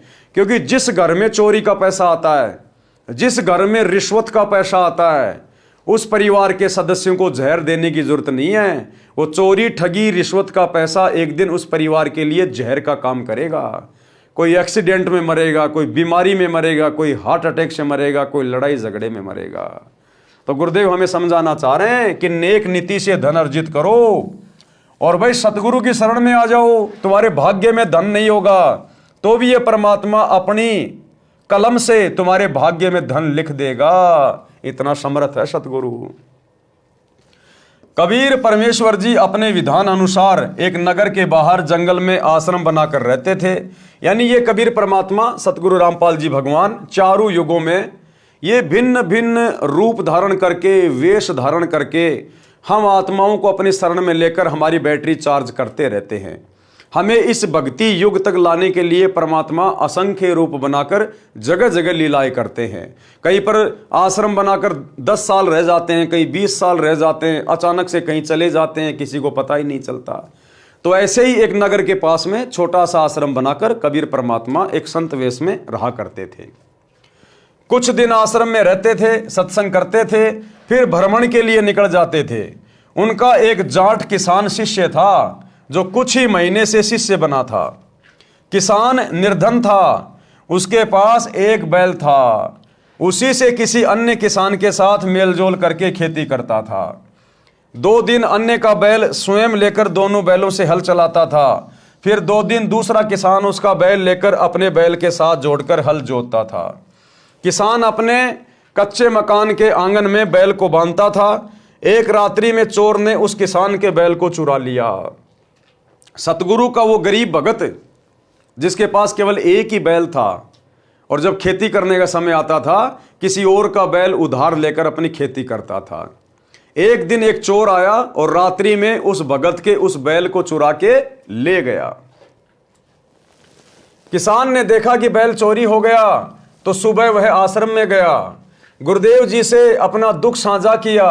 गुरुदेव जी ने कहा कि बेटा विश्वास रख परमात्मा पर, दान धर्म भक्ति करता रहे, आपको परमात्मा 2 बैल देगा। चोर चुरा कर ले गया है, वह पाप का भागी बना है। परमेश्वर की कृपा से बारिश अच्छी हुई, किसान भगत की फसल चौगुनी हुई, 4 गुना ज्यादा फसल हुई, क्योंकि सतगुरु ने आशीर्वाद जो दे दिया था। साध वचन पलटे नहीं चाहे पलट जाए ब्रह्मांड, साधु बोले सहज स्वभाव, साधु का बोला मिथ्या न जाए। तो गुरुदेव के आशीर्वाद से बढ़िया फसल हुई, बढ़िया बारिश हुई और 4 गुना ज्यादा फसल हुई।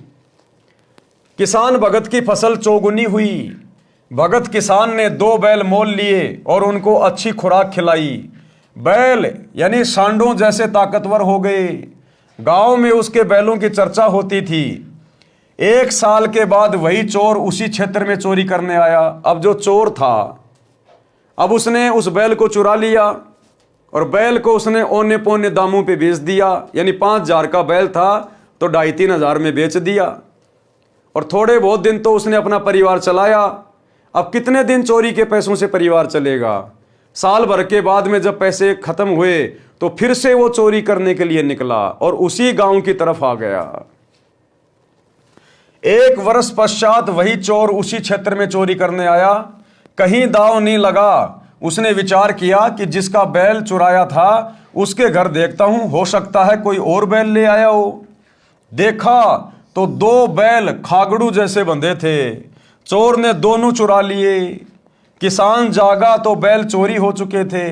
गुरुजी से बताया तो गुरुजी ने कहा कि बेटा तेरे घर 4 बैल देगा भगवान। चोर कभी सेठ नहीं हो सकता, पाप पाप इकट्ठे करता है। रजा परमात्मा की, आशीर्वाद गुरुदेव का, बारिश ने किसानों की मौज कर दी। भगत किसान के पास जमीन पर्याप्त थी परंतु बारिश के अभाव से खेती थोड़े क्षेत्र में करता था। बारिश अच्छी हो गई, 2 बैल मोल लिए, 2 कर्जे पर लिए, खेती अधिक जमीन में की, 1 नौकर हाड़ी रखा। 1 वर्ष में सब कर्ज भी उतर गया। बैल 4 हो गए, खागड़ू जैसे मोटे मोटे तगड़े तगड़े। मकान भी पक्का बना लिया। चोर 2 साल के बाद उधर गया और पहले उसी किसान की स्थिति देखने लगा। चोर ने देखा कि 4 बैल सांडू जैसे बंधे हुए हैं। चोर तो माथा पकड़ के बैठ गया कि हे भगवान, मेरा तो दिवाला निकल गया, मेरा तो परिवार बर्बादी के कगार पे आ गया। इसके बैल चोरी करते करते और इसके घर में 3 बैल चोरी हो गए, फिर भी इसके घर में परमात्मा ने मौज कर रखी है। तो चोर ने सोचा भैया इस आदमी से तो पूछना चाहिए ये क्या जंतर मंत्र करता है। तो चोर उसके पास गया। चोर ने किसान को रात्रि में नींद से उठाया तो किसान बोला कौन हो आप? चोर ने कहा कि मैं चोर हूं, जिसने तेरे 3 बैल चुराए थे। किसान बोला भाई मेरी नींद खराब ना कर, तू अपना काम कर, परमात्मा अपना काम कर रहा है, मुझे सोने दे। अब भगत तो टेंशन फ्री हो गया। भगत को तो पता चल गया ना कि तेरा तो बुरा हो ही नहीं सकता, तेरे ऊपर तो सतगुरु का पंजा है। तू तो केवल अपना दान धर्म करता रहे, मर्यादा में रह के भक्ति करता रहे, तेरा तो सतगुरु बाड़ी बाका नहीं होने दे रहा। तेरा तो जब जब कोई नुकसान करता है परमात्मा तुझे आगे ही बढ़ाता है। तो चोर ने कहा भैया तू एक काम कर, तू चोर है ना तो तेरा काम चोरी करना है, तू चोरी कर, मेरी नींद क्यों खराब कर रहा है, मुझे सोने दे। चोर ने पैर पकड़ लिए और बोला हे देवता मेरे से अब चोरी नहीं हो रही। एक बात बता, आपका चोर आपके सामने खड़ा है, आप पकड़ भी नहीं रहे हो। हे भाई तेरा 1 बैल मैंने चुराया, तेरे घर अगले वर्ष 2 बैल खागड़ू जैसे बंधे थे, वे दोनों भी मैंने चुरा लिए। आज 2 वर्ष पश्चात आपके आंगन में 4 बैल खागड़ू जैसे बंधे हैं और मेरा सर्वनाश हो चुका है। बालक भी भूखे रहते हैं, मुझे मार चाहे छोड़, मुझे तेरे विकास का राज बता, कि मुझे तू ये रहस्य बता, ये बात क्या है। चाहे तू मुझे मार चाहे मुझे छोड़, मैंने तेरे को सच्चाई बता दी। मैं भी जाट किसान हूं। चोर क्या बोला कि मैं भी जाट किसान हूं, जमीन भी है और निर्धनता बेअंत है, यानी गरीबी का कोई ओढ़ नहीं है। भगत किसान ने उसको कहा कि आप स्नान करो, खाना खाओ। चोर ने वैसा ही किया। फिर भगत उस चोर को आश्रम में लेकर गया, गुरुदेव से सब घटना बताई। गुरुदेव ने चोर को समझाया। 7-8 दिन भगत किसान ने अपने घर पर रखा और प्रतिदिन गुरुजी से मिलाकर सत्संग सुनाया। चोर ने दीक्षा ली। गुरुजी ने कहा कि भगत बेटा नए भगत को 1 बैल दे दे उधार।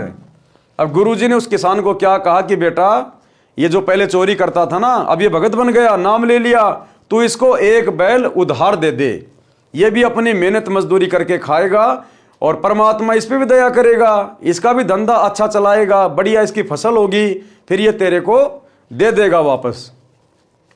नए भगत को 1 बैल उधार दे दे, खेती करेगा, तेरे पैसे लौटा देगा। भगत ने कहा गुरुजी ठीक है। भगत किसान ने नए भगत को 1 बैल दे दिया। नया भगत प्रति महीना सत्संग में आता था, पूरे परिवार को नाम दीक्षा दिला दिया। 2 वर्ष में वित्तीय स्थिति अच्छी हो गई, यानी गुरुदेव के आशीर्वाद से 2 साल में उसकी आर्थिक स्थिति भी अच्छी हो गई। 1 बैल प्लस 3 पहले वाले चोरी वाले बैलों के रुपए लेकर चोर भगत उस किसान भगत के घर आया। अब परमात्मा ने 2 साल के अंदर अंदर उस चोर भगत की इतनी बढ़िया स्थिति कर दी कि इतनी अच्छी फसल हुई। वो 1 बैल तो जो नाम दीक्षा लेने के बाद में लाया था उधार, उसके पैसे, और 3 बैल जो चोरी करके ले गया था पहले, उनके पैसे, यानी 4 बैलों के पैसे लेकर और अपने भगत भाई के पास गया उसको देने के लिए। उसके बच्चे भी साथ थे। किसान भगत ने उस चोर भगत से सब पैसे देकर कहा कि मुझे क्षमा करना, आपका उपकार मेरी 7 पीढ़ी भी नहीं उतार पाएगी। पुराना भगत बोला कि हे भाई ये सब गुरुदेव जी की कृपा है, उनका वचन फला है, आप ये सब रुपए गुरुजी को दान रूप में दो। मेरे को तो उन्होंने पहले ही कई गुना बैलों की पूंजी दे दी थी, मेरे काम की नहीं। दोनों भगत गुरुजी के पास गए और सारी दान राशि चरणों में रख दी। गुरुजी ने भोजन भंडारा लंगर में लगा दिया, सत्संग किया। इस प्रकार चोरी का धन मोरी में जाता है, भगत सदा फलता फूलता है। यानी हमें गुरुदेव भगवान बता रहे हैं कि चोरी करने से व्यक्ति कभी मालामाल नहीं हो सकता। यानी नेक नीति से कमाई करने वाला भी यदि उसके भाग्य में भक्ति धन नहीं है, उसके पिछले पुण्य नहीं है और बहुत अच्छा आदमी है, लेकिन वर्तमान में सच्चे गुरु की शरण में नहीं है, तो नेक नीति से काम करने वाला व्यक्ति भी नहीं फलेगा, नहीं फूलेगा। क्योंकि भाई और बहनों, जो व्यक्ति आज जिस भी स्थिति में है, चाहे कोई राजा बना है, कोई मंत्री बना है, कोई उद्योगपति है, कोई सेठ है, कोई भिखारी है, उसके पिछले मनुष्य जन्म के पाप और पुण्य के आधार से आज वो व्यक्ति इस स्थिति में है। और जब उसके पिछले जन्मों के पुण्य समाप्त होते हैं, ना वो मंत्री पद पे रह पाता, कोई भी कारण बनेगा, चाहे उसको जनता का समर्थन ना मिले, वो हार जाएगा, या एक्सीडेंट में उसकी मृत्यु हो जाएगी, या अन्य और किसी प्रकार का कोई घाटा हो जाएगा। क्योंकि यहां जो भी कुछ होता है पाप और पुण्य के आधार से होता है, और ये पाप और पुण्य सतगुरु की शरण में आकर ही सेट होते हैं। यदि हमारे पास में पुण्य नहीं है तो सतगुरु की शरण में आकर भक्ति करने से हम नए सिरे से पुण्य बनाते हैं। यदि पाप कर्म ज्यादा हैं, हमें दुखदाई हैं, हमारे ऊपर संकट आ रहे हैं, आपत्तियां आ रही हैं, तो सतगुरु की शरण में आने से पाप कर्म कटते हैं, हल्के होते हैं। तो भाई और बहनों, नेक नीति और ईमानदारी से हमने अपना व्यवसाय करना है, अपना काम धंधा करना है। हमने शौपन में भी किसी की आत्मा नहीं दुखानी है, अन्यथा हम गुरुपद और मर्यादाओं से उसी समय नीचे गिर जाएंगे। संस्कार छूत के रोग की तरह फैलते हैं। अच्छे तथा बुरे संस्कार संक्रमण रोग की तरह फैलते हैं। जैसे भगत के हाथ से बोए गए बीज में भी भक्ति संस्कार प्रवेश होते हैं। जो उस अन्न को खाता है उसमें भी भक्ति की प्रेरणा होती है। यदि कोई नशा करने वाला तथा किसी प्रकार के अन्य विचारों को मन में मंथन करता हुआ हाड़ी बीज बोता है तो उस बीज में भी उसके विचार प्रवेश होते हैं जो उस अन्न को खाने वाले को प्रभावित करते हैं। इसीलिए तो कहते हैं जैसा खाओगे अन्न वैसा होगा मन, और जैसा पियोगे पानी वैसी होगी वाणी। क्योंकि हम किस घर का अनाज खा रहे हैं, किस घर का पानी पी रहे हैं। खाना बनाते समय माता बहनों के दिमाग में क्या चल रहा है, कोई सुखी है, कोई दुखी है, कोई क्या चिंतन कर रही है, वो गुण उस खाने में प्रवेश करते हैं और खाने वाले को भी प्रभावित करते हैं। इसलिए गुरुदेव कह रहे हैं कि ये जो संस्कार होते हैं ना, ये संक्रमण की तरह फैलते हैं, संक्रमण की तरह, छूत के रोग की तरह। इसलिए हमने बहुत सोच समझकर अन्य घर में खाना खाना चाहिए, वहाँ का पानी पीना चाहिए, बहुत सोच समझकर, क्योंकि खाने पीने का हमारे विचारों पर बहुत गहरा असर पड़ता है। उदाहरण दिया गुरुदेव भगवान ने। एक बहन ने गुरुजी से दीक्षा ले रखी थी। उसके घर पर गुरुजी आए तथा साथ में एक शिष्य भी था। उस बहन की बहन भी किसी कार्यवश उसी दिन आ गई।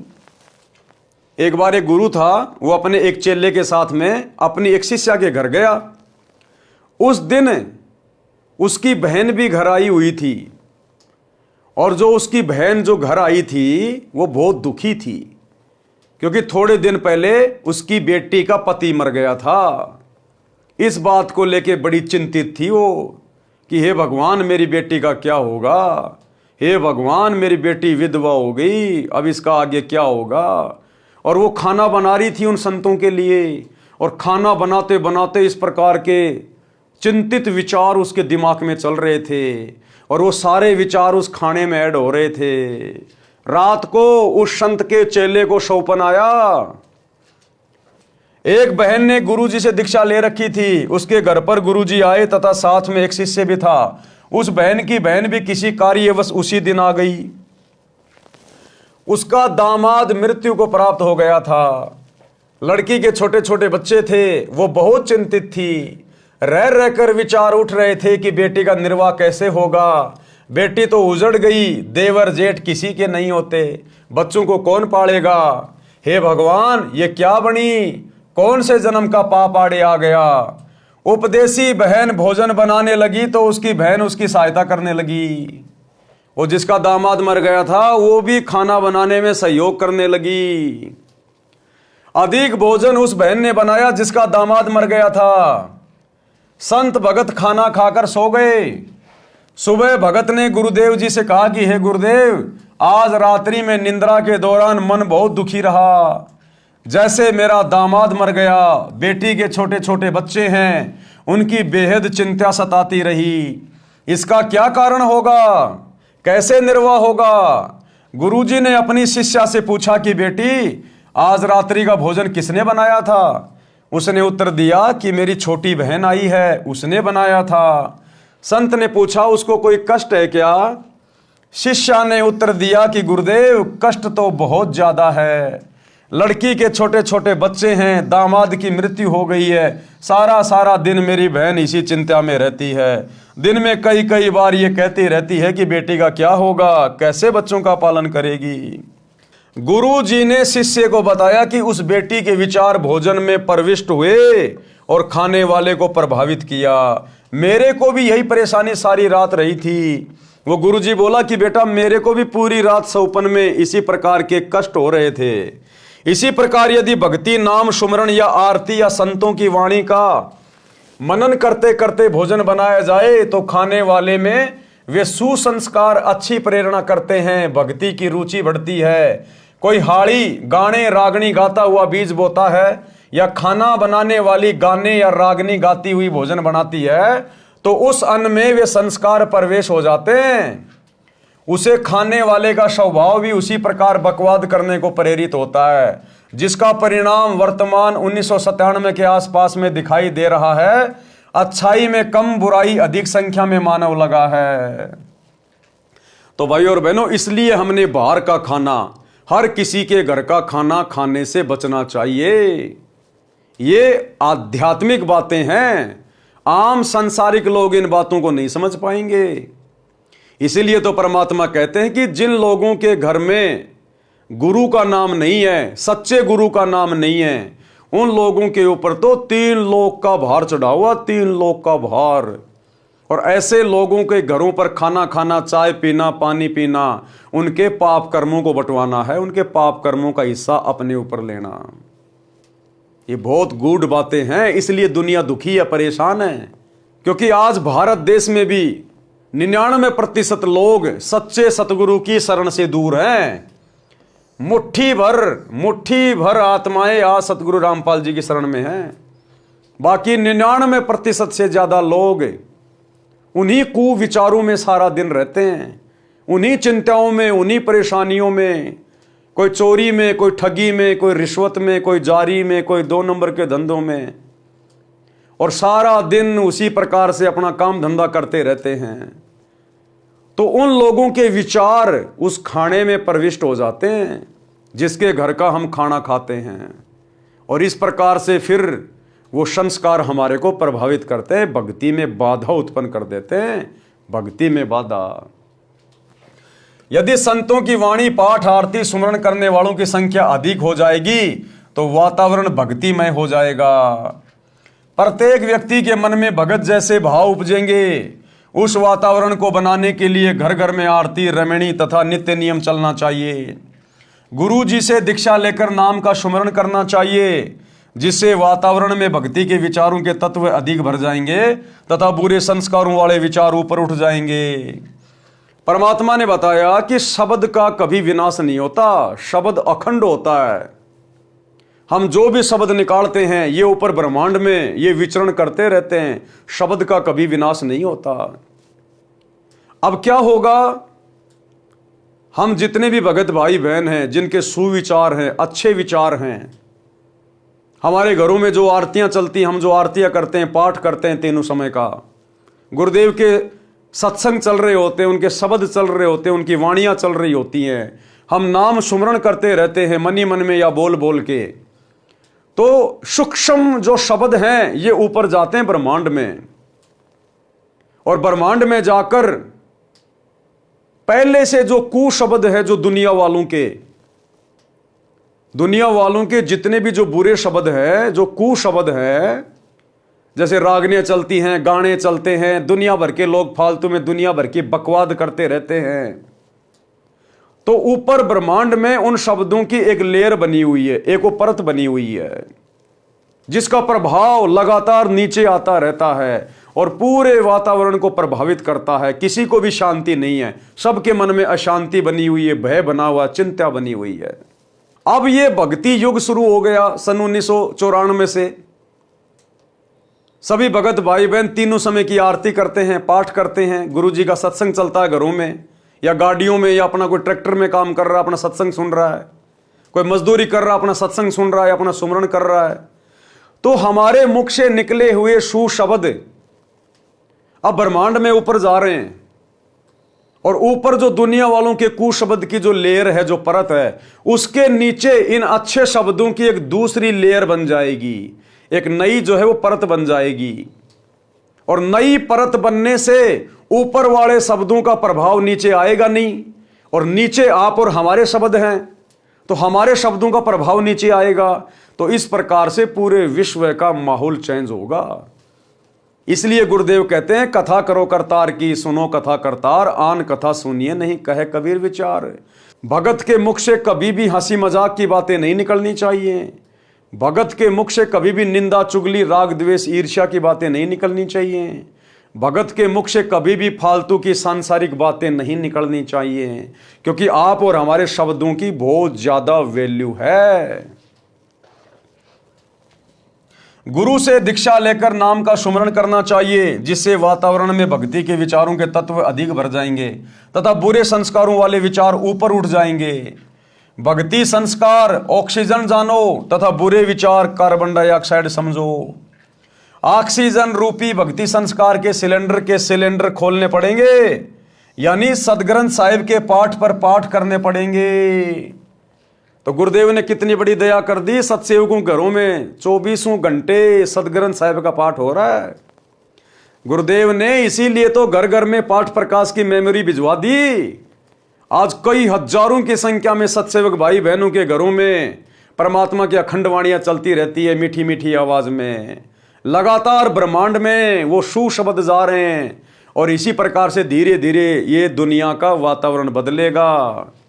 इसीलिए तो हम सभी सत्सेवक भाई बहन तीनों समय नित्य नियम पुस्तिका में पाठ करते हैं, तीनों समय की आरती मुख से बोलते हैं, ताकि ये शब्द ब्रह्मांड में जाएं। यानी सदग्रंथ साहिब के पाठ पर पाठ करवाने पड़ेंगे तथा तीनों समय की संध्या नित्य कर्म करने होंगे, सुमरण करना होगा। भक्ति करने वालों की संख्या बढ़ेगी तो भक्ति के विचार भी पृथ्वी पर अधिक फैलेंगे, जिनसे प्रत्येक के मन में शांति का आभास होगा। सत्संग करने किसी के घर जाते थे तो पहले दिन तो हमारा भी मन अशांत हो जाता था, फिर प्रत्येक भगत अपनी अपनी रमेणी सुबह के नित्य नियम, शाम की आरती तथा सुमरण करते, फिर सत्संग सुनाता, तब उस घर से बुरे विचार यानी कुसंस्कार निकल जाते। सुसंस्कारों की अधिकता होने से मन शांत होता। जब हम सत्संग या पाठ करके अगले गांव जाने लगते थे तो पूरा परिवार रोने लग जाता था। उनको इतनी शांति तथा संत भक्तों के संग में मिलती थी, उन संस्कारों का प्रभाव महीनों भर रहता था। यदि नाम लेकर प्रतिदिन की तीनों संध्या व सुमरण परिवार के लोग करने लग जाएं तो वह शांति सदा बनी रहेगी। जो बीड़ी हुक्का में तमाकू पीता है और वह बीज बोता है तो उस अन्न में भी तमाकू की वासना सूक्ष्म तत्व प्रवेश कर जाते हैं। उस अन्न को खाने वाले में भी तमाकू सेवन करने की प्रेरणा बन जाती है। देखो कितना गहरा असर होता है। अगर कोई किसान अपने बैलों से, ऊंट से या फिर ट्रैक्टर से, यदि किसी ने नशा कर रखा है, शराब पी रखी है और बीज बो रहा है, कोई बीड़ी पी रहा है, कोई हुक्का पी रहा है और अपने बैल से या फिर अपने ऊंट से या ट्रैक्टर से खेत में बीज डाल रहा है। पहले किसान क्या किया करते थे, 2 हड़ाई भरते, उसके बाद बैठ जाते, चिलम पीने लग जाते, फिर 2 हड़ाई भरते, फिर चिलम पीने लग जाते। तो गुरुदेव कह रहे हैं उस बीज को खाने वाले व्यक्ति में भी नशा करने की प्रवृत्ति ऑटोमेटिक पैदा हो जाती थी। और अब हम भगत भाई बहन अपने अपने खेतों में जब अपने गुरुदेव भगवान का सत्संग सुनते सुनते या सुमरण करते करते बीज बोएंगे, खेती बाड़ी करेंगे, फसल की जो है हम कटाई करेंगे, क्योंकि भगत का तो या तो सत्संग सुनेगा या फिर सुमरण करेगा, और तो कोई काम है ही नहीं। तो भगत के घर का अन्न यदि कोई खाएगा तो उसमें भी भक्ति करने की प्रेरणा उठेगी, उसमें भी नेक विचार उत्पन्न होंगे। इस प्रकार से देश दुनिया का माहौल धीरे धीरे बदलेगा जैसे जैसे भगत समाज की संख्या बढ़ेगी और भगत समाज विधि विधान से गुरुदेव भगवान की भक्ति करेगा। जिस कारण से नशा तेजी से युवाओं में बढ़ रहा है। जब तक बच्चे हैं तब तक तो पिता, चाचा, ताऊ, दादाजी के डर से तंबाकू सेवन नहीं करते, परंतु युवा होते ही वे संस्कार प्रबल हो जाते हैं और नशे की आदत शीघ्र पड़ जाती है। मेरा उद्देश्य है किसका? गुरुदेव भगवान का। मेरा उद्देश्य है कि मानव समाज से नशा तथा अन्य सर्व बुराई जड़ से समाप्त करके धरती पर स्वर्ग बनाऊं। परमात्मा कबीर जी का कहा वचन साकार हुआ देखना चाहता हूं। उन्हीं की प्रेरणा व शांति से यह अनमोल कार्य सफल हो रहा है। ये दास तथा मेरे अनुयायी सच्ची नीयत से इस मिशन की सफलता के लिए प्रयत्नशील है। सफलता की पूरी आशा है। जब गुरुदेव भगवान ने कह दिया कि सफलता की पूरी आशा है तो उसे कोई मिटा नहीं सकता। साध वचन पलटे नहीं, पलट जाएं ब्रह्मांड। सांसारिक चूचू में भक्ति करनी पड़ेगी। तो भाई और बहनों, आज के वीडियो में हम केवल इतना ही लेंगे। हम धीरे धीरे इस पवित्र पुस्तक जीने की राह के ऊपर वीडियो बनाते हुए आगे बढ़ेंगे, क्योंकि हमारा मकसद केवल वीडियो बनाकर छोड़ना नहीं है। हमारा मकसद है इन कथाओं से शिक्षा लेना। सतगुरुदेव भगवान हमें क्या समझाना चाहते हैं, हमें कैसा भगत बनाना चाहते हैं, अपने मिशन को किस प्रकार से आगे बढ़ाने के लिए आप और हम सभी भगत भाई बहनों ने सेवा करते हुए मिशन में सहयोग करना है। ये पूरा विश्व अपना ही भाई बहन है। सभी इसी कबीर परमात्मा सतगुरु रामपाल जी की आत्मा है, इन्हीं के बच्चे हैं। आज हमें इस बात का पता चल गया, अन्य भगत भाई बहनों को अभी इस बात का आभास नहीं है। तो हमने अपने आचार विचार व्यवहार से, अपनी बोलचाल से, अपनी भक्ति से हमने सभी के सामने ऐसा उदाहरण पेश करना है, अपनी मर्यादाओं को ध्यान में रखकर, ताकि सभी आत्माओं की रुचि भक्ति की ओर बढ़े। और ये असर सामने वाले पे उस समय होगा जब हम खुद अपने गुरुजी के वचनों को फॉलो करेंगे और एक नेक भगत की तरह हम लोग व्यवहार करेंगे। तो भाई और बहनों, आज के वीडियो में केवल इतना ही। कल रात्रि 8 बजे सभी भगत भाई बहन फिर से लाइव जुड़िए। तब तक गुरुदेव भगवान हम सबको आज्ञा दें, इजाजत दें, सद्बुद्धि दें, आशीर्वाद दें। बंदी छोड़ सतगुरु रामपाल जी भगवान की जय हो। भाई जो गुरु वचन पे डट गए, कट गए फंद 84 के, कट गए फंद 84 के, कट गए फंद 84 के। भाई जो गुरु वचन पे डट गए, कट गए फंद 84 के।